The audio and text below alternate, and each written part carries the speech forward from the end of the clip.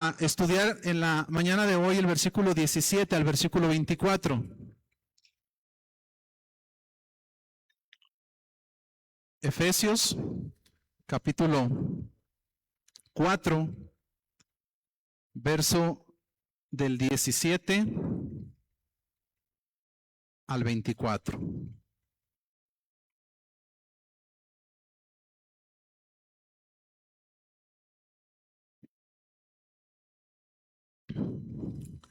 ¿Ya lo tiene por ahí? Si no, está en la pantalla.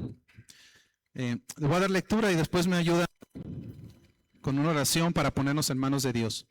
Dice la palabra de Dios: esto pues digo y requiero en el Señor, que ya no andéis como los otros gentiles que andan en la vanidad de su mente, teniendo el entendimiento entenebrecido, ajenos de la vida de Dios, por la ignorancia que en ellos hay, por la dureza de su corazón, los cuales después que perdieron toda sensibilidad, se entregaron a la lascivia para cometer con avidez toda clase de impureza.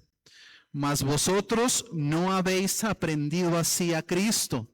Si en verdad le habéis oído y habéis sido por él enseñados conforme a la verdad que está en Jesús, en cuanto a la pasada manera de vivir, despojaos del viejo hombre que está viciado conforme a los deseos engañosos, y renovaos en el espíritu de vuestra mente, y vestíos del nuevo hombre creado según Dios en la justicia y santidad de la verdad. Vamos a orar. Pida a Dios que nos ministre y esté con nosotros en esta hora. Bendito y amado Dios, en el nombre santo de Jesús, Señor, queremos seguir adorando su nombre como lo hemos hecho a través de la alabanza, del estudio de la escuela dominical, ahora a través de la palabra predicada, Señor.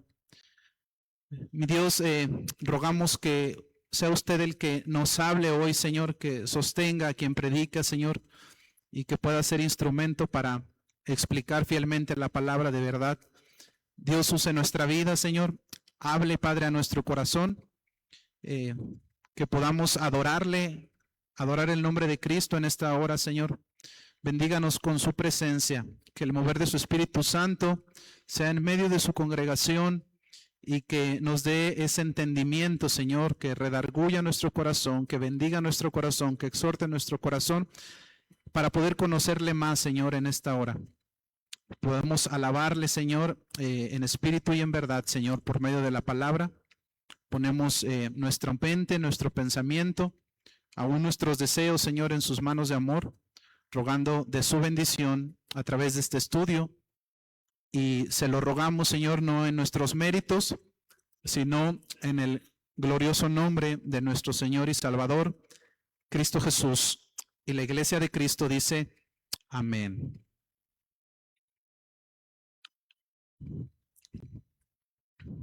Cuando una persona recibe a Jesucristo como su Señor y Salvador, esa persona se convierte en una nueva criatura. Voy a repetir eso. Cuando una persona recibe a Cristo como su Señor y su Salvador, esa persona ahora se convierte en una nueva criatura. ¿Qué significa eso? Que ahora tiene una nueva mente, una nueva voluntad, un nuevo corazón, un deseo nuevo, una justicia nueva, un entendimiento nuevo, un amor nuevo, una ciudadanía nueva. Todo es nuevo ahora en esa persona. Yo vengo a Cristo en arrepentimiento y fe, entrego mi vida y Dios hace algo nuevo en mí, crea algo nuevo en mí, una nueva mente, un nuevo corazón, una nueva voluntad, un nuevo deseo. El apóstol Pablo lo explicó de esta manera en la segunda carta a los Corintios, en el capítulo 5, versículo 17, si me quieres acompañar. Segunda carta a los Corintios 5, 17, dice el texto bíblico: de modo que si alguno está en Cristo, nueva criatura es. Es nuevo, nuevecito. Oye, Pablo, ¿y las cosas viejas, el pecado viejo, los hábitos viejos, el corazón viejo que vengo arrastrando del pecado? Dice el texto, las cosas viejas pasaron, ya no están más, he aquí, todas son hechas nuevas. Mis hermanos, qué hermoso texto, porque si tú has entendido el pecado de tu corazón, cuando Dios te dice todo es nuevo, también el tema del pecado, ¿verdad? Eso Dios lo perdona, lo limpia, lo sana y entonces nos hace una nueva criatura. Ahora, eso quiere decir, mis hermanos, que no solamente estamos recibiendo algo nuevo, sino que nos convertimos en alguien nuevo. No estamos recibiendo algo nuevo, sino que estamos siendo convertidos en alguien nuevo. ¿Cuál es la diferencia entre ese nuevo hombre y el viejo hombre antes de conocer a Cristo? Bueno, que ahora el nuevo hombre ama a Dios, desea obedecer a Dios, ama la ley de Dios y aborrece el pecado. Ese es el nuevo hombre, muy diferente al antiguo hombre, ha cambiado. Mis hermanos, no se trata de una nueva naturaleza que se añade a la vieja naturaleza, sino que la nueva naturaleza desplaza, quita lo que éramos antes cuando no conocíamos a Cristo. El viejo hombre muere, no coexisten la nueva naturaleza con la vieja naturaleza. Y menciono esto porque a veces en nuestro caminar cristiano nosotros sabemos que el viejo hombre murió, ese hombre pecador, ese hombre que amaba el pecado, pero de pronto como que lo queremos resucitar. Y traemos una mezcla en nuestro caminar cristiano entre el nuevo hombre lavado por la sangre de Cristo, limpio de pecado, y esas costumbres del viejo hombre, como que ahí hacemos una mezcolanza y ahí medio vamos caminando la vida cristiana, sí siendo un hijo de Dios, pero con costumbres del hombre que ya se supone está muerto. Mezclamos ahí la vida cristiana y entonces ya no es una vida cristiana bíblica, sino una vida mezclada entre el viejo hombre que se supone está muerto y el nuevo hombre. Traemos continuamente a nuestra vida cosas que ya no deberían de estar ahí, cosas de las que Dios nos sacó y las traemos y a veces nos acostumbramos, mis hermanos, a traerlas tan comúnmente que llegamos a pensar que ya nuestra vida cristiana mezclada de esa manera es algo normal y no es así. Somos nuevas criaturas y una nueva naturaleza demanda un comportamiento nuevo. Yo no puedo decir soy nueva criatura y seguir viviendo con el comportamiento pasado. El ser cristiano significa que la persona ahora tiene una nueva naturaleza y si tiene una nueva naturaleza tiene una nueva forma de vivir. Bueno, esa es la exhortación que hace el apóstol Pablo del versículo 12 al versículo 17 que acabamos de leer. Pablo nos exhorta y haciendo un contraste entre el viejo hombre y el nuevo hombre. Pablo dice, miren, hay cosas que ustedes están haciendo que ya no pertenecen a la nueva naturaleza, al nuevo hombre, y ustedes las sigan llevando, ¿verdad? Entonces Pablo va a describir cómo es el andar del viejo hombre, pero también nos va a describir cómo es el andar del nuevo hombre. Por eso el título del mensaje es El andar del viejo hombre y el nuevo hombre. ¿Cuál es ese contraste? Y nosotros debemos de examinarnos a la luz de este contraste. ¿Cómo andamos nosotros? ¿Como el viejo hombre, como el nuevo hombre? ¿O por ahí poquito del viejo, poquito del nuevo? Y ahí le vamos mezclando, ¿verdad? Pablo hace muy bien esta división y es lo que vamos a hacer en este estudio, ¿verdad? Vamos a dividir el texto en dos partes. Primero vamos a explicar el andar del viejo hombre y Pablo menciona 4 características y después vamos a explicar el andar del nuevo hombre y Pablo también menciona 4 características del nuevo hombre. Entonces vamos a ver en primer lugar, el primer encabezado, el andar del viejo hombre. ¿Cómo es ese viejo hombre? Ahora quiero darte un poco de contexto acerca de lo que Pablo va a explicar para que entiendas por qué Pablo le está diciendo esto a la iglesia de Éfeso.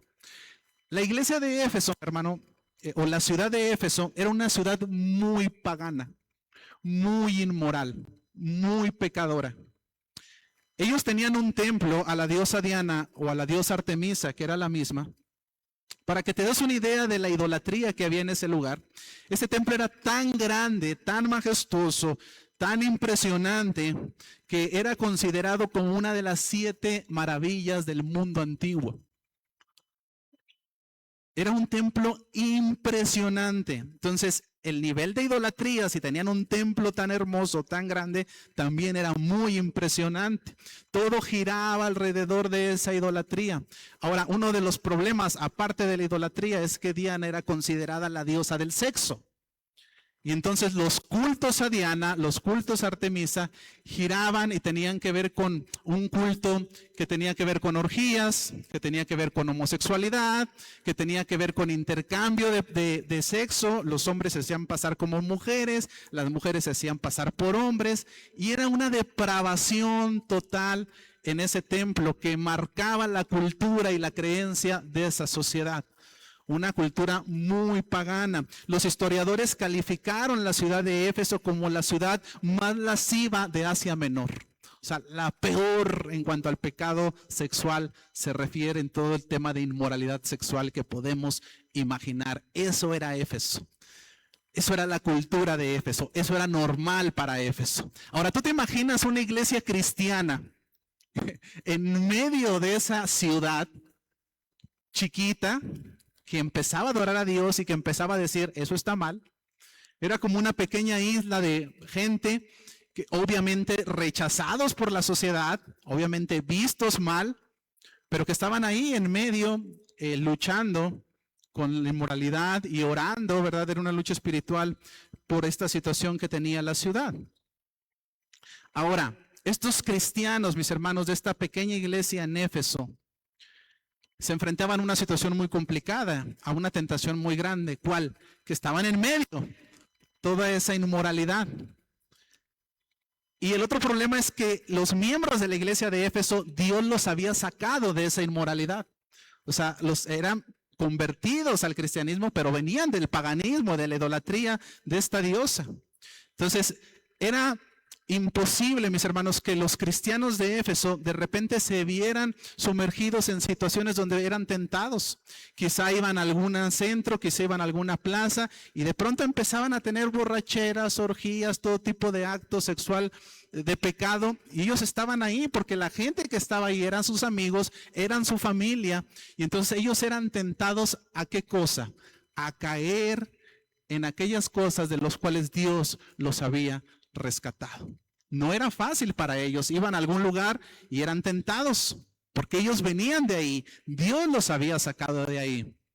Y quizá entonces podemos empezar a entender un poco a los efesios, cuando a lo mejor tú tienes tu concupiscencia, que espero que tú sepas cuál es tu concupiscencia, tu área de pecado, en el área en la cual batallas, y vas a un lugar donde tu concupiscencia es probada. Y entonces la tentación crece a caer porque es algo que tú traes, ¿verdad? Que Dios te sacó de ahí, que ya no existe, pero estás luchando contra ello. Si tu concupiscencia es el chisme, cuando te pongan una oreja chismosa, vas a decir, ¡ay! Me muero por contar el chisme. Pero es pecado, Señor. Sella mi lengua. ¿Sí? ¿Tiene sentido? Mis hermanos, esa era la situación de Éfeso. Iban a algún lado y la tentación. Iban a otro, la tentación. Los invitaban a una cena y la tentación. De ahí venían y todo para la ciudad era normal. Entonces, comúnmente caían en pecado. Estaban practicando la iglesia de Éfeso las prácticas que ya no deberían de practicar porque ahora eran nuevas criaturas y ahora estaban practicando lo que era del viejo hombre. De ahí que Pablo inicia en el versículo 17, si me puedes acompañar, Efesios 4:17, diciéndoles esto pues digo y requiero en el Señor. Dice Pablo, esto es un mandamiento de Dios. ¿Qué cosa, Pablo? Que ya no andéis como los otros gentiles. Gentiles en la Biblia son todos aquellos que no son parte del pueblo de Dios.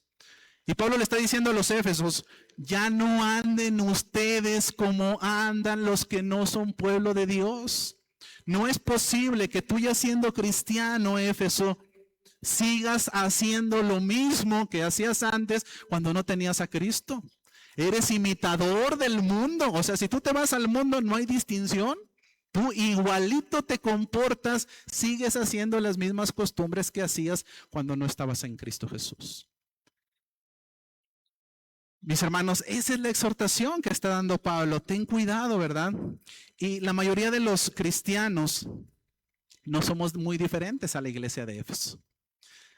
Porque cuando vemos a Éfeso decimos, qué mal los de Éfeso. Pero mis hermanos, la mayoría de nosotros venimos de un contexto pagano. Es decir, Dios nos sacó de una vida de pecado.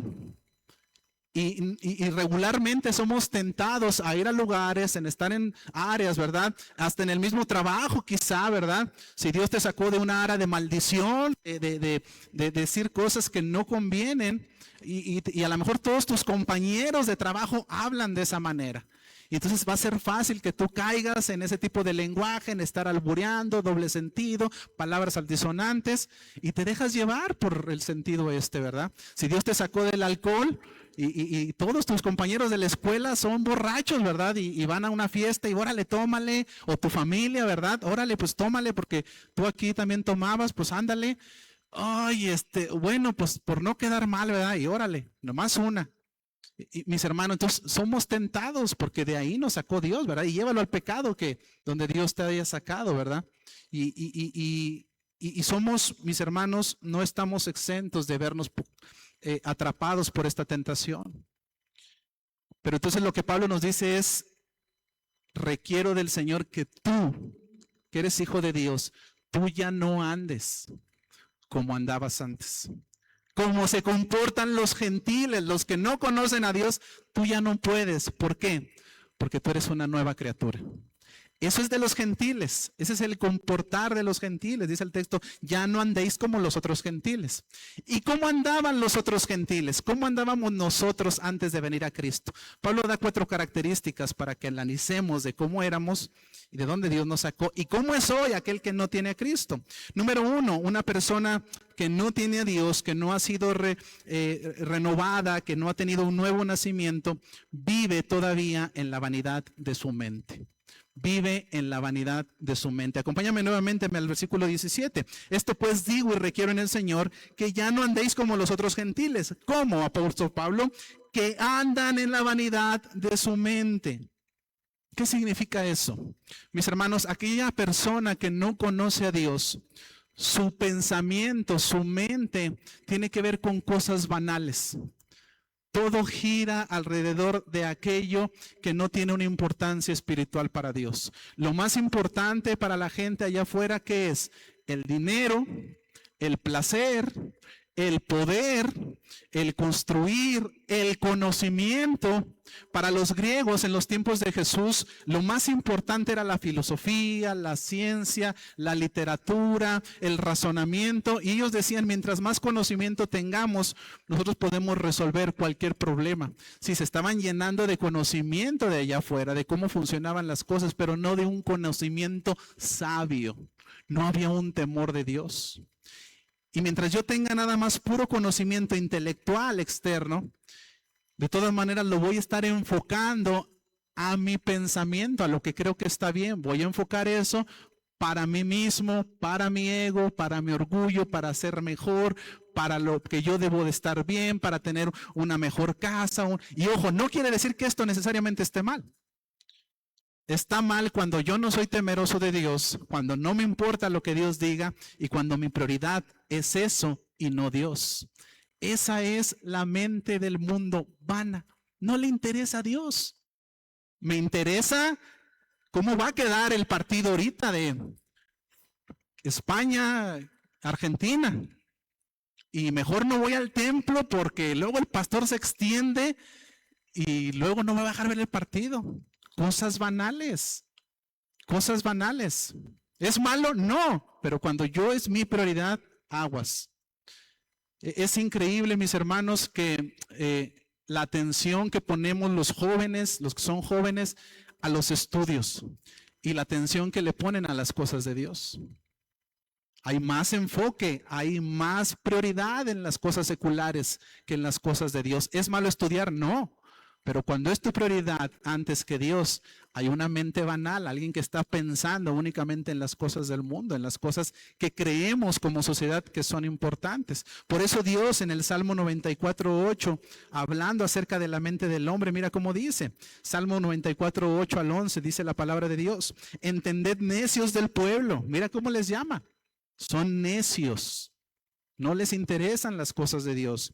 Y vosotros fatuos, ¿cuándo seréis sabios?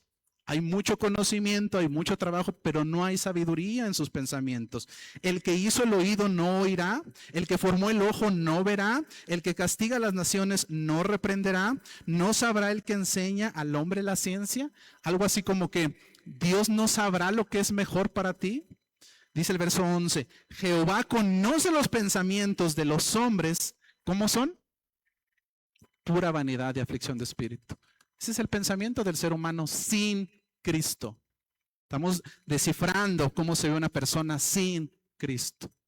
Y yo me tengo que evaluar cómo es mi mente hoy. Qué tan banal es, qué tan prioridad es lo vano, ¿verdad? Aquello que no tiene el peso espiritual.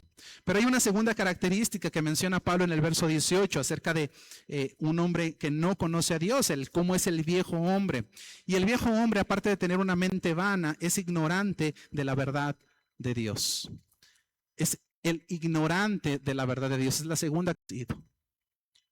No entiendo las cosas de Dios. Fíjate cómo va la degradación del hombre que Pablo describe aquí. No le interesan las cosas de Dios. Su mente es vana. Pero luego, aunque le digan lo que Dios dice, no lo logra entender. No lo logra atesorar. Es como que, pues, no es para mí algo que me mueva, ¿verdad? No tienen la capacidad de comprender la importancia de las cosas de Dios. Tú le hablas a una persona inconversa que no quiere nada con el Señor, ¿te va a escuchar? Dicen por ahí, entra por aquí y sale por acá. No me interesa, ni te entendí lo que me estás diciendo. A mí antes de venir a Cristo hubo gente, ¿verdad?, que me invitaba a la iglesia. No me interesa. Intenté leer la Biblia, no le entendía, o sea, entendía lo que decía, pero no había algo aquí que me hablara. Era necio mi corazón, no había una disposición a rogar a Dios, a reconocer mi condición y a humillarme delante de la palabra de Dios. Mis hermanos, y la persona que no conoce a Dios, aunque le digas la palabra, va a ignorar la palabra de Dios. No me interesa lo que Dios diga. Si a ti te sirve, qué bueno, a mí no me sirve. Ignoro, desprecio la palabra de Dios. Ahora, la consecuencia de despreciar la palabra de Dios, que es despreciar a Dios, es que Dios en un juicio, algo como recíproco a su desprecio que están haciendo, Él retira su presencia de esas personas. Vayan a Romanos capítulo 1, verso 22 al 24. Romanos capítulo 1, verso 22 al 24. Dice el texto bíblico, profesando ser sabios, otra vez, ¿verdad? Se hicieron necios y cambiaron la gloria de Dios incorruptible en semejanza de imagen de hombre corruptible, de aves, de cuadrúpedos y de reptiles. Estaban adorando imágenes en forma de pájaro, en forma de reptil. Ese era su Dios para ellos. Quizá en nuestra cultura eso no es tan común, mis hermanos, pero ¿qué hoy adora la gente? ¿Qué es su Dios para la gente? Para muchas personas allá afuera su Dios puede ser el dinero, su Dios puede ser el placer, su Dios puede ser el trabajo, su Dios puede ser una mujer, un hombre, una persona, él mismo puede ser su Dios. Entonces cuando yo quito mi mirada de Dios, no me interesa lo que Dios diga, pero a mí me interesa idolatrar aquello que es mi Dios. Mis hermanos, ¿cómo Dios responde ante ese rechazo del hombre a la palabra de Dios? Verso 24. Por lo cual también Dios los entregó a la inmundicia en las concupiscencias de sus corazones, de modo que deshonraron entre sí sus propios cuerpos. Dios también los excluye de su presencia. Tú ignoras, no quieres nada de la palabra de Dios, entonces Dios también te rechaza, te excluye de la presencia de la gracia común de Él. Mis hermanos, es duro, ¿verdad? Una persona con una mente cuyas cosas importantes son las cosas banales del mundo, pero también ese viejo hombre es una persona que puede escuchar la palabra de Dios y le ignora, no le interesa atenderla. ¿Y qué pasa después de ello? Y esta es la tercera característica del viejo hombre. Esa persona se vuelve insensible a lo espiritual y a lo moral. Se empieza a insensibilizar. Hay callos espirituales en el corazón. Ya no empieza a afectar la palabra, lo que está bien y lo que está mal. Vayan al versículo 19, segunda parte de Efesios 4.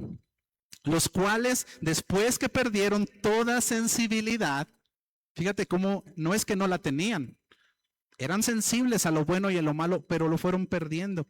Se entregaron a la lascivia para cometer con avidez toda clase de impurezas.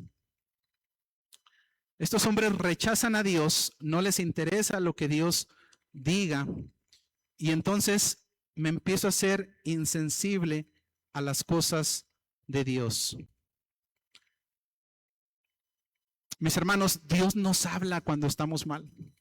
Dios te dice, esto está mal. La conciencia nos acusa. Aunque no conozcamos de Dios, la gente sabe, tiene algunos principios, normas de lo que es bueno y lo que es malo. Por eso se esconden para pecar. Si realmente dijeran, es bueno lo que estoy haciendo, entonces ¿para qué te escondes? La conciencia acusa. Mis hermanos, pero estas personas empiezan a ignorar la voz de Dios y entonces siguen pecando hasta que hay una insensibilidad. Ya no importa eso. Por eso es que un pequeño pecado, si le pudiéramos llamar pequeño al pecado, no arrepentido, no confesado, va a derivar en grandes pecados que van a traer consecuencias muy duras y muy fuertes. Porque no hubo un arrepentimiento, lo vimos común, lo vimos normal. Un hombre, ¿verdad?, que se empieza a mensajear, o mujer, ahí textualmente con su compañera del trabajo, no pasa nada, es un mensaje, ¿verdad? Y empieza a subir la situación de que no es propia para una persona casada, no hay arrepentimiento. Dios te está acusando, oye, eso está mal. Pero no hay un arrepentimiento y continúa eso y continúa eso y continúa eso. Y cuando la persona se da cuenta, ahora está esclavizada al pecado porque ha caído en adulterio, ha caído en pecado, ha deshonrado a Dios, ha deshonrado a la iglesia, ha deshonrado a su familia. ¿Y a qué horas pasó eso? ¿En qué momento yo no me di cuenta que estaba siendo insensible a la voz de Dios?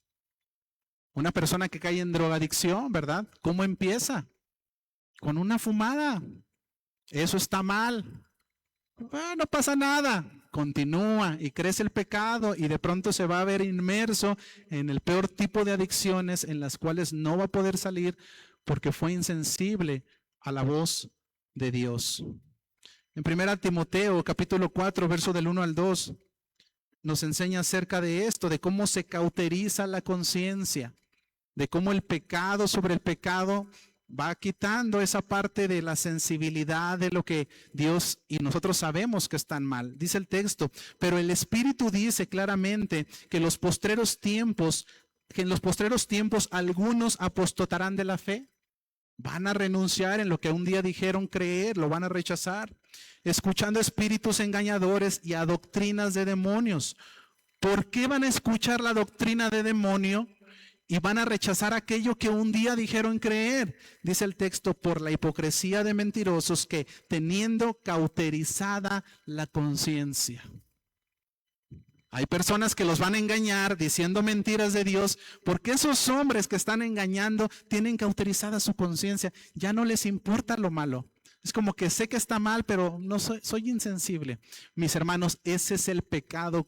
Cuando no se deja, cuando no se arrepiente, me empiezo a volver insensible a la voz de Dios. No pasa nada. He estado con gente en consejería que tiene adicción a la pornografía. Y ya cuando van a consejería es porque ya están en un estado, mis hermanos, viendo tantas cosas tan depravadas. Pero hay algo en común. No comenzaron viendo eso. Comenzaron viendo poquitas cosas. Comenzaron dándose licencia de hacer cualquier cosa. Se fueron insensibilizando hasta que el pecado los abrumó y ya no supieron qué hacer. Mis hermanos, así es la persona que no tiene a Cristo. No hay sensibilidad para el pecado. Puede vivir en pecado, hacer el pecado y no pasa absolutamente nada.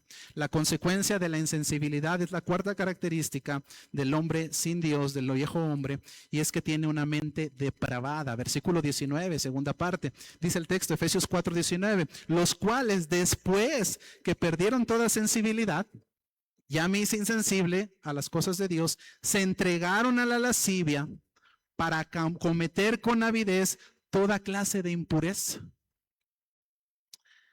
Esta palabra lascivia significa que ya no hay freno sobre el pecado. O sea, hay una mente ya tan depravada, tan pecaminosa, que ya no hay nada que los detenga, ya no hay un freno de manos, se van directo. Y la lascivia se refiere específicamente a los pecados de inmoralidad sexual. ¿Pero qué quiere decir eso? Que ya no hay freno. O sea, ya hay una mente tan pecadora que está depravada, está entenebrecida. Incluso ya perdieron la sensibilidad, ahora entra a un grado de depravación que incluso puede justificar lo que está haciendo. Incluso puede defender lo que está haciendo e incluso puede ver como bueno aquello que está haciendo, aunque sea un acto de total depravación a los ojos de Dios. Entonces, quiero que notes cómo el hombre sin Dios va creciendo su maldad. Primero, su mente está en lo vano, no le interesa lo de Dios. Después, cuando escucha la voz de Dios, la palabra de Dios, no quiere atenderla, ni le entiendo, ni quiero vivirla. Yo sigo en el pecado hasta que me empiezo a volver insensible al pecado. Mi conciencia me acusa, pero digo, está mal, pero sigo creciendo en eso, sigo creciendo en eso. Y finalmente esa insensibilidad se convierte en una depravación en la mente. Es decir, la persona incluso ahora ve bueno aquello que es malo y pecaminoso. Hay tantos testimonios en internet de aquellos sicarios. Y cuando les preguntan, ¿verdad? Sicarios son estas personas que matan a sueldo a las personas por dinero. Y cuando les preguntan, oye, ¿pero qué sientes al matar? Al principio me sentí mal, pero ahorita ya no, lo veo como un trabajo. Es una mente completamente depravada.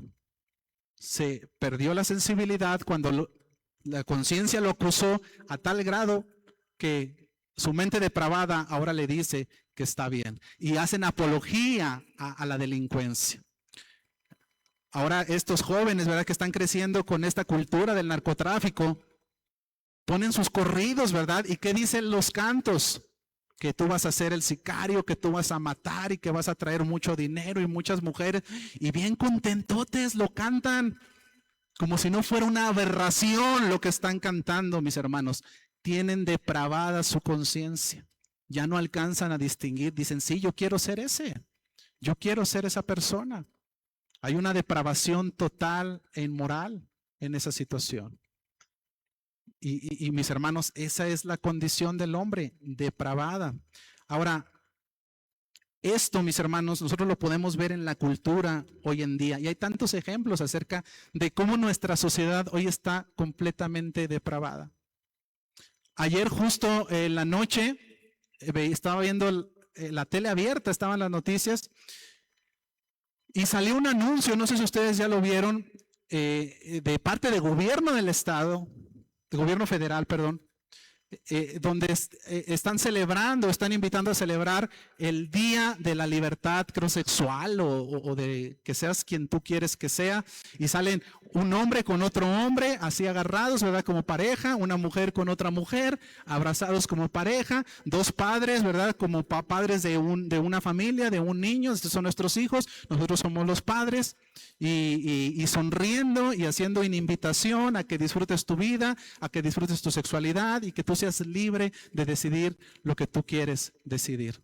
Eso es una mente completamente depravada que ha caído en pecado, que ha insensibilizado su conciencia y que ahora lo malo lo ve como bueno.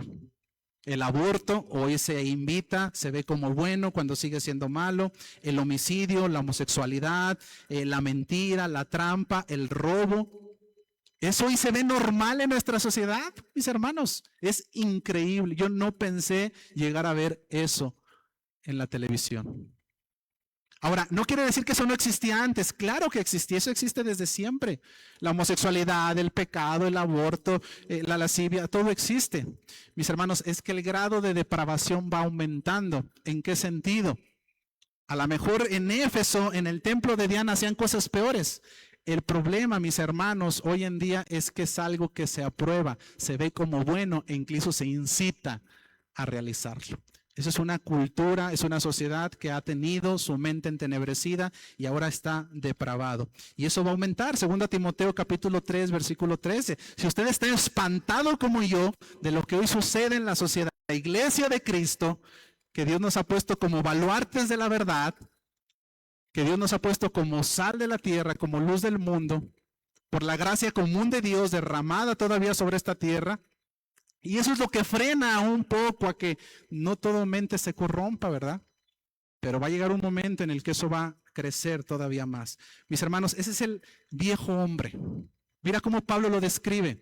Ese es el viejo hombre, alguien que su pensamiento solo es de continuo las cosas vanas, alguien que es insensible a la voz de Dios, cuando se habla le ignora, no le interesa. Alguien que después de que escucha su conciencia porque está en pecado, no importa, al principio me siento mal, pero lo continúo haciendo y con el tiempo aquello ya no va a ser causa de conciencia para mí y va a llegar un momento en el que yo lo comience a ver como bueno, aquello que era malo y era pecaminoso y ahí mi mente va a estar depravada. Ese es el ser humano. Ahí nos sacó Dios. No te espantes. No digas qué mal que están allá afuera. No, ese éramos tú. Y ese era yo. De ahí nos rescató Dios. Y lo que Pablo está enseñando, mis hermanos, es, si hoy ya eres nuevo, ¿por qué tú te regresas a esas cosas de donde Dios te sacó? Al viejo hombre, ese era el viejo hombre, tú ya eres nuevo. ¿Por qué quieres seguir andando en las cosas que son depravadas? Mis hermanos, el tema de la gracia malentendida es ser esto que al cabo Dios me perdona. Mis hermanos, evalúa si eres cristiano, ¿verdad? El cristiano ya no puede andar haciendo las cosas del viejo hombre. No se puede.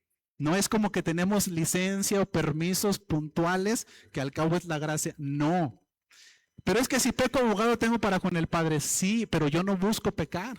Yo no quiero pecar, yo no deseo pecar, no estoy exento a no pecar, puedo pecar, puedo caer, sí. Y ahí abogado tengo para con el Padre, pero no voy a buscar porque yo ya no vivo en el viejo hombre. Amén.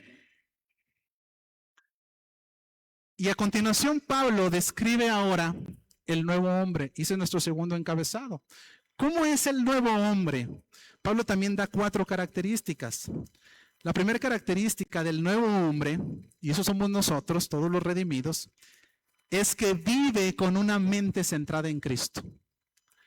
El hombre viejo vivía con una mente vana en las cosas del mundo. El hombre creyente, el redimido, el que ahora es nueva criatura, vive con una mente centrada en Cristo. Versículo 20 del Efesios 4. Mas vosotros no habéis aprendido así a Cristo. Ustedes no aprendieron de Cristo lo que les acabo de decir, dice Pablo, sino que ahora somos como Cristo. ¿Qué significa tener la mente de Cristo, mis hermanos? ¿Qué significa ahora yo no tener una mente en pensamientos vanos, sino en el pensamiento de Cristo? Bueno, eso significa, mis hermanos, que el cristiano ahora piensa, actúa ama, siente, sirve y vive para Cristo. Lo voy a repetir. La mente de Cristo significa que el creyente ahora piensa, actúa, ama, siente, sirve y vive para Cristo. Esa es una mente centrada en Cristo. La nueva criatura piensa como Cristo, actúa como Cristo, camina como Cristo, se enoja como Cristo, reprende como Cristo, ora como Cristo. ¿Qué tanto nos parecemos a Cristo? Esa es la pregunta. ¿O todavía levantamos al viejo hombre cuando somos tentados, verdad? Y se nos olvida que Cristo está en nosotros. El apóstol Pablo lo describió de esta manera en Gálatas capítulo 2, versículo 20, acerca de la mente de Cristo. Gálatas 2:20 dice el texto: con Cristo estoy juntamente crucificado. ¿Cómo es la mente cómo es un pensamiento ahora en Cristo? ¿Cómo es la nueva criatura? Ya no vivo yo. El viejo hombre vivía para su orgullo, para sus cosas, para su deleite, para su ego. El nuevo hombre dice, ya no vivo yo, ya no es para mí las cosas. Y entonces, ¿para quién son? Mas vive Cristo en mí. Y lo que ahora vivo en la carne, lo que yo puedo hacer de este lado de la eternidad humanamente, lo voy a vivir en la fe del Hijo de Dios, el cual me amó y se entregó a sí mismo por mí. Ahora lo que yo vivo es para Dios. Ahora yo me muevo, me conduzco, camino, hago todo para Cristo, todo para Dios. Mis hermanos, ese es el cristianismo. Eso es decir que Cristo es nuestro Señor. Muchas veces no entendemos esto. Pensamos que ser cristianos es venir a la iglesia, cantar alabanzas, sentir bonito, escuchar una palabra, servir en alguna área y decir, listo, Dios conmigo, nadie contra mí. Aunque mi vida siga siendo como la del viejo hombre allá afuera. Aunque diariamente resucite al viejo hombre y lo ponga al servicio del nuevo hombre. No, mis hermanos, el cristiano tiene la mente de Cristo. Y entonces ya nunca vamos a pecar, no. ¿Podemos pecar? Claro que sí. No estamos hablando de perfección ni de santidad completa. Lo que estamos diciendo es que el que piensa como Cristo ahora lucha con la tentación, ahora lucha contra el pecado. El cristiano sabe que está en una lucha continua contra aquellas cosas del viejo hombre. ¿Y sabes cuándo vas a acabar de luchar contra el viejo hombre? Hasta que te echemos tierrita 3 metros abajo. O sea, esto no es de edades, esto no es de llevo 1 año en la iglesia, llevo 40 años en la iglesia. No, mis hermanos amados, veo de repente hermanos que tienen 30 años en la iglesia bien confiados y ni cuenta se dan que están pecando, ¿verdad? No, mi hermano, yo tengo que luchar todos los días, tengo que decir, Señor, hoy pequé, hoy te fallé, ayúdame a mañana no hacerlo, ¿verdad? Examina mi corazón, como decía el salmista David. Entonces, un cristiano tiene la mente de Cristo. Número 2, segunda característica, el cristiano conoce la verdad de Dios. Vayan al versículo 21, Efesios 4:21. El cristiano conoce la verdad de Dios. Versículo 21. Si en verdad le habéis oído y habéis sido por él enseñados conforme a la verdad que está en Jesús. Tú fuiste enseñado y has creído la verdad que está en Jesús. El cristiano, mis hermanos, el nuevo hombre, conoce la verdad de Dios. La entiende y la vive. No le entra por aquí y le sale por acá como al viejo hombre. El cristiano la llega aquí, la atesora en su corazón y la comienza a vivir en práctica. Ese es el nuevo hombre. Esa es la persona que ha conocido al Señor. Mis hermanos, nosotros conocemos la verdad de Dios porque Dios nos la ha revelado. Ahí andan los filósofos allá afuera tratando de descubrir si venimos del chango, si no venimos del chango, si hay un gen homosexual o nomás somos hombres o mujeres, qué hay después de la vida, de dónde venimos. Mis hermanos, nosotros todo eso ya lo sabemos. ¿Por qué lo sabemos? ¿Porque somos muy inteligentes? Usted diga, amén, gloria a Dios. No, porque ya nos lo reveló Cristo. Nosotros conocemos la verdad del mundo porque Dios nos ha revelado quién es el hombre, qué es la creación, qué es la historia de la humanidad, qué es el pecado, qué es la justicia, qué es la gracia, qué es la fe, qué es la salvación, qué es la vida, qué es la muerte, cuál es el propósito por el cual estamos hoy aquí, qué significa la existencia, las relaciones. Sabemos qué es el cielo, sabemos qué es el infierno, sabemos qué es el juicio, qué es la eternidad y todas las demás cosas de importancia y de trascendencia en la humanidad. Nosotros la conocemos porque Dios es la verdad y Él nos las ha revelado. En contraste con eso, mis hermanos, el mundo sigue en búsqueda de la verdad. Hoy está algo muy de moda que se llama la batalla cultural. ¿Algunos han escuchado acerca de esto? El lenguaje woke, ¿no? Acaba de salir la película, a ver, ayúdenme, la de Troya, la segunda parte, La Odisea. Y esta película, yo no la he visto, pero tiene esta metodología del lenguaje woke. ¿Qué significa eso? Que el mundo, ¿verdad? Gente allá arriba, por intereses políticos y económicos, está tratando de cambiar la cultura de la sociedad. Y la hacen por medio de este tipo de películas. Y ahora resulta que el guerrero Héctor, que debía de ser un soldado fuerte, es una mujer. Pusieron a una mujer que se transicionó a un hombre. Y entonces, ¿qué están tratando de hacer con esto? Cambiar nuestra cultura. Nos están tratando de decir cómo funciona la cultura. ¿Cuál es? Porque el que controla la cultura tiene el poder. Entonces están tratando de cambiar. Y tiene todo el sentido del mundo. Mis hermanos, si yo no creo en Dios, entonces yo puedo hacer mis propias verdades. Eso es lo que está intentando hacer el mundo. Yo puedo decir lo que está bien y lo que está mal porque no creemos en Dios. No le creemos a Dios. Y entonces vamos a definir lo que está bien y lo que está mal. Mis hermanos, nosotros sabemos lo que está bien y lo que está mal porque Dios nos lo ha revelado, porque nosotros como hijos de Dios entendemos.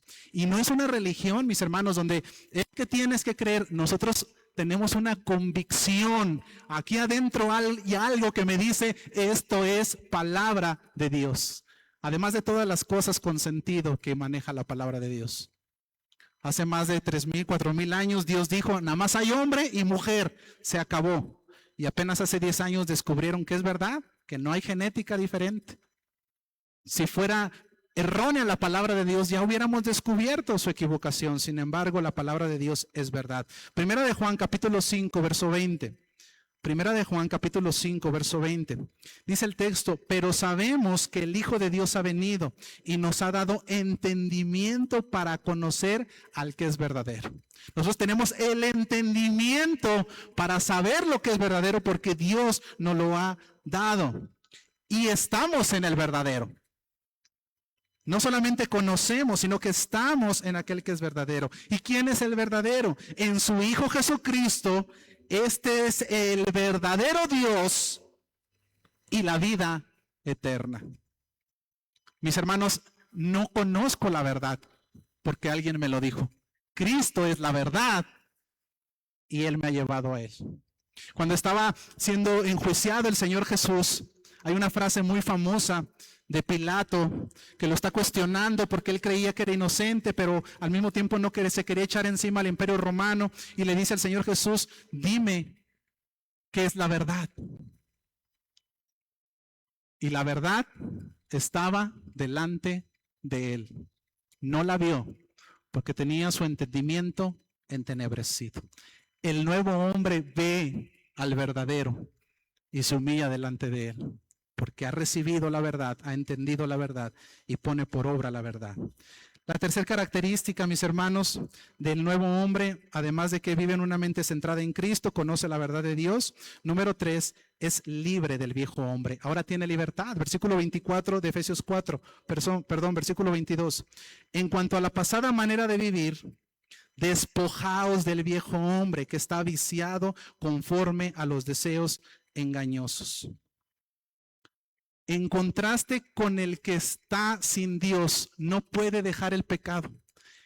El que es nuevo en Cristo, el que es nueva criatura, mis hermanos, el pecado ya no se enseñorea de nosotros, ya no gobierna nuestras vidas. ¿Por qué? Porque Cristo ya lo rompió en la cruz, ya lo destruyó el pecado, ya no se enseñorea, ya no es Señor de nosotros. Y entonces, ¿por qué muchos vivimos todavía como si estuviéramos esclavos? Es que no puedo dejar esto. Es que no puedo dejar lo otro. Es que no puedo ser un mejor esposo. Es que no puedo ser una esposa que se sujeta a Dios. No puedo ser un esposo que ama a Dios. Pero es que eso es pecado porque estás en desobediencia a Dios. Porque la Biblia dice, ama a tu esposa. Es que no puedo. Pues claro que puedes, porque la palabra de Dios dice que el pecado ha sido destruido. Ya no se enseñorea de nosotros. Y entonces, ¿por qué no puedo dejar esto? ¿Por qué no puedo dejar este vicio? ¿Por qué no puedo dejar las malas palabras? ¿Por qué no puedo dejar esto? Bueno, porque necesitas usar los instrumentos que Dios te ha dado para renunciar a ello. Te falta orar más, te falta conocer más a Dios, pero no porque estés atrapado en esas cosas. Ese viejo hombre, mis hermanos, para el nuevo hombre ha muerto, ya no existe. Tú lo quieres revivir, pero ¿de dónde si ya está muerto? Romanos 6:5. Romanos 6:5 dice el texto bíblico, porque fuimos plantados juntamente con Él en la semejanza de su muerte, así también seremos en la resurrección, sabiendo esto, que nuestro viejo hombre fue crucificado juntamente con Él. ¿Dónde está tu viejo hombre? Crucificado, dilo con fe. Está crucificado, ya se murió en la cruz. Ese es el viejo hombre que yo tenía. Ese hombre pecador, ese hombre que describe el apóstol Pablo del verso 17 al verso 20. Ya fue crucificado con Cristo para que el cuerpo del pecado sea destruido, a fin de que no sirvamos más al pecado, porque el que ha muerto ha sido justificado del pecado. ¿Tú quieres resucitar con Cristo? Amén. Pues crucifica a tu viejo yo. Si no, no hay manera. Tú quieres seguir viviendo en tu viejo hombre, no hay manera que resucites en Cristo. Todos nos queremos ir al cielo, pero no queremos crucificar al viejo hombre. Y para ir con Dios, tenemos que crucificar al viejo hombre. Tiene que coincidir, mis hermanos, lo que decimos profesar con nuestra vida. No podemos seguir viviendo como ese viejo hombre. Es libre, el nuevo hombre es libre del viejo hombre. Ya ha sido muerto, ha sido crucificado. Y una cuarta característica del nuevo hombre. Número 1, anda conforme a la mente de Cristo, conoce la verdad de Dios, la entiende y es librado del viejo hombre. Número 4, se viste según Dios. ¿Cómo es tu vestimenta hoy? El nuevo hombre se viste según Dios. Acompáñame a los últimos dos versículos, 23 y 24 de Efesios 4. Dice el texto, y renovaos en el espíritu de vuestra mente. Y vestíos del nuevo hombre creado según Dios en la justicia y santidad de la verdad. Mis hermanos, cuando Dios creó a Adán y a Eva, los hizo a su imagen y semejanza. Los creó según Dios. Esto quiere decir que eran santos, eran justos, eran verdaderos. El hombre pecó. Y al pecar rompió esa imagen de Dios en él. El propósito de Dios crear al hombre, mis hermanos, era ser hijos de él. Un mundo lleno de personas que se parecieran a Cristo, que actuaran como Cristo, que vivieran como Cristo, que adoraran como Cristo. Y ahí todo iba a ser todo felicidad, todo perfección. ¿Por qué? Porque todos nos íbamos a parecer a Cristo. Pero el hombre decidió, conociendo a Dios, rebelarse contra Dios y decirle, no me interesa lo que tú opines, yo voy a hacer lo que yo quiero. Ese es Adán, ese es Eva, ese eres tú y ese soy yo cada que pecamos. Me llama mucho la atención el texto que está en Génesis 5:1, cuando Dios describe la genealogía acerca de las generaciones de Adán y Eva. Acompáñame a Génesis capítulo 5, versículo del 1 al 4. Dice el texto bíblico, este es el libro de las generaciones de Adán, el día en que creó Dios al hombre, a semejanza de Dios lo hizo. ¿Cómo fue el hombre creado? A semejanza de Dios, justo, santo y verdadero. Varón y hembra los creó, se acabó. Nada más dos personas, mujer y hombre. Y los bendijo y llamó el nombre de ellos Adán, el día en que fueron creados. Hasta ahí todo iba perfecto. Adán peca, la caída, se mancha su imagen de Dios. Ya no se parece a Dios, ahora está sucio. ahora ya no es justo, ahora ya no es verdadero, ahora ya no es santo. Y quiero que veas la genealogía de Adán, versículo 3. Génesis 5:3 dice, y vivió Adán 130 años y engendró a un hijo. ¿Cómo fue ese hijo? ¿Conforme a la imagen de Dios? No, dice el texto, a su imagen. ¿A la imagen de quién? De Adán. Ahora hay una imagen caída, hay una imagen que no se parece a Cristo en el hombre. Conforme a su imagen, y llamó su nombre Set. Y fueron los días de Adán después de que engendró a Set. Mis hermanos, la nueva generación de Adán ya no se parecía a Dios, ya no era creado según la imagen de Dios, ahora era creado según la imagen pecadora del hombre. Y los hijos de Set, ¿cómo nacieron? Creados a la imagen ahora más pecadora de Set.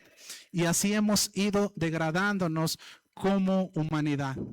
Ahora nos parecemos nada a Cristo. Somos parecidos a nuestro Padre, que es pecador, y nuestro Padre a la misma vez se parece a su Padre, que también fue pecador, y cada día nos parecemos menos a Cristo y más a la imagen del pecado, más a la imagen descrita por Pablo del viejo hombre. Eso somos nosotros ahora en la humanidad. El propósito de Dios se ha roto, no hay hombre, no hay generación que se parezca a Dios y que pueda adorar a Dios. Pero Dios, que es perfecto y rico en misericordia, envió a su Hijo Cristo Jesús para revestirnos de esa imagen de Dios. Mis hermanos, Cristo vino a remodelarnos completamente. Dice el texto, quien nos revistió. Yo me quité esa imagen por mi pecado desde Adán, la imagen de Dios. Cristo vino y me la puso de nuevo. Con la cruz, Él vino a revestir a la humanidad. Y todo aquel que viene a Cristo en arrepentimiento y fe, Dios lo reviste nuevamente de cristiano, de Cristo. Ahora tú y yo somos la imagen de Cristo aquí en la tierra. La pregunta es, amado hermano, ¿qué tanto reflejamos realmente esa imagen al mundo? Yo quiero que te vayas el día de hoy pensando en esto. Yo soy la imagen de Cristo aquí en la tierra. Cuando tengo esto en mi mente, yo ya no voy a querer revivir al viejo hombre y parecerme al viejo hombre. Yo no quiero contaminar más la imagen que Dios ha puesto nuevamente en mí. Yo quiero exaltar el nombre de Cristo allá afuera y que todos vean, ¿verdad?, que hay algo diferente en mí porque yo soy esa imagen de Cristo en la tierra. Eso eres tú. Y soy yo, que hemos sido revestidos del Señor. Quiero terminar con esta analogía. Hay algunos países, mis hermanos, donde hay instituciones de rescate. Y toman a la gente de la calle, los invitan, tienen cuartos donde los bañan, los desinfectan de pies a cabeza. Son instituciones de apoyo a gente de la calle.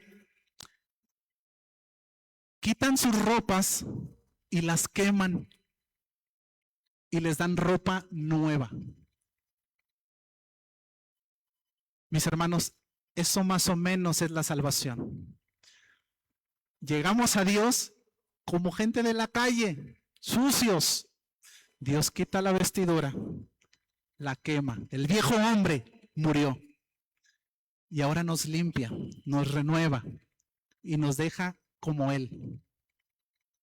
¿De verdad vamos a salir a la calle, mis hermanos, a llenarnos de mugre nuevamente para ya no parecernos a Cristo? ¿O queremos salir y respetar eso que Él hizo por nosotros y vivir a la luz del nuevo hombre, de lo que ya somos en Cristo Jesús?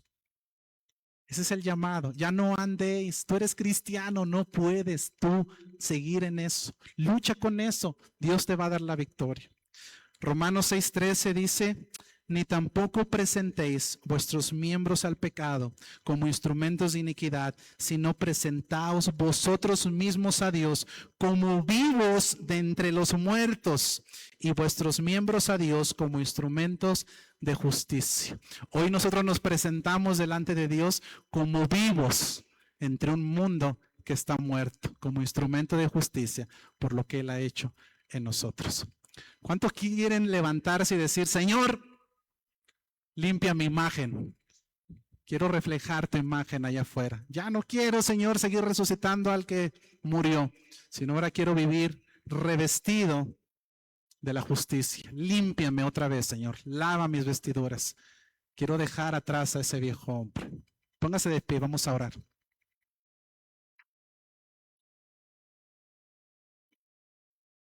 Pídale ahí en su corazón, mi hermano, si usted todavía vive hoy con esas matices del viejo hombre que necesitamos quemar todos los días y llevarlos a la cruz todos los días. Esto es continuo. Esto no es de hoy y ya mañana a ver qué pasa. No, mañana tengo que pelear contra eso. Y pasado mañana tengo que volver a pelear contra esto. Puede pasar al altar si quiere venir a entregar su vida, a reconciliarse con el Señor. Véngase, vamos a orar por usted. Vamos a alabar a Dios. Bendito Dios y Padre nuestro, en el nombre santo de Jesús. Mi Dios, gracias por la obra que has hecho en nosotros. No lo merecíamos, pero Padre, tu gracia ha sido derramada sobre nuestras vidas. Nosotros éramos esos hombres sucios de la calle, Señor, y nos tomaste, nos trajiste, nos rescataste. Nos has limpiado, Señor, nos has hecho nuevas criaturas. Padre, te pedimos perdón porque muchas veces caemos en el viejo hombre, en esas tentaciones, en esos pecados. Pero Padre, Señor, hoy tú nos recuerdas que somos nuevos, que hemos sido lavados, que tú has cumplido tu propósito en nuestra vida, Señor, de hacernos nuevos, que has creado en nosotros una nueva imagen que refleja a Cristo. Padre, que como cristianos podamos cumplir eso, Señor, allá afuera y comportarnos como esa nueva criatura que tú has hecho nacer en nosotros. No como parte del viejo hombre, sino como algo total en nuestra vida. Ayúdanos a luchar diariamente con el viejo hombre, Señor, que cada que se levante, traerlo a los pies de Cristo, a la cruz y decir, está juntamente con Cristo crucificado. Padre, queremos adorarte. Queremos glorificar tu nombre, queremos exaltarte, pero con manos limpias, Señor. No con manos, Señor, que crean que puedan vivir de donde tú nos has rescatado, Señor, y pensar que por tu gracia podemos venir a ti, Señor, y adorarte como si nada pasara. Crea en nosotros, Señor, una conciencia limpia. Límpianos nuevamente, Señor. Lávanos de nuestra maldad, Señor, como decía el salmista. Ayúdanos a tener un corazón limpio delante de ti. Si hemos vivido, Señor, después de que te conocimos, todavía recurriendo a esas viejas costumbres, Señor, como si todavía no fuéramos tus hijos, que hoy podamos ser un parteaguas en nuestra vida, donde vamos a luchar, donde tú nos vas a dar la victoria para vencer a ese hombre, Señor, que ha muerto. Te damos gracias por tu palabra. Gracias por hablar a nuestro corazón en esta hora. Mi Dios, y ahora que nos retiramos, te ruego bendigas a tu iglesia, bendigas a tu pueblo. Seguramente hay alguien que viene con un corazón que está pasando pruebas, Señor, quizá desconsolado por alguna situación. Te ruego le fortalezcas, Señor. Quizá alguien viene enfermo hoy. Te ruego pongas tu mano de amor sobre esa persona y le sanes, Señor. Que esa persona sepa que no está solo, Señor, que hay un propósito en medio de esta prueba, que tú vas a obrar en su corazón. Mi Dios, y si hay alguien, Señor, si sabemos quién está en pecado, Señor, trae arrepentimiento, Señor, a nuestro corazón. Llévanos, Señor, a los pies de Cristo y trae convicción al corazón de aquel que no te ha conocido, de que hay una justicia, que hay un juicio y hay una fe. Nos ponemos en tus manos como iglesia, rogando tu presencia en nuestra vida, en nuestro corazón. Bendice a tu pueblo, Señor, y danos el corazón para adorarte y glorificar en esta mañana, Señor. Te damos toda la gloria y toda la honra, en el santo nombre de nuestro glorioso Señor, Cristo Jesús. Amén y amén. Dios bendiga sus vidas, mis hermanos.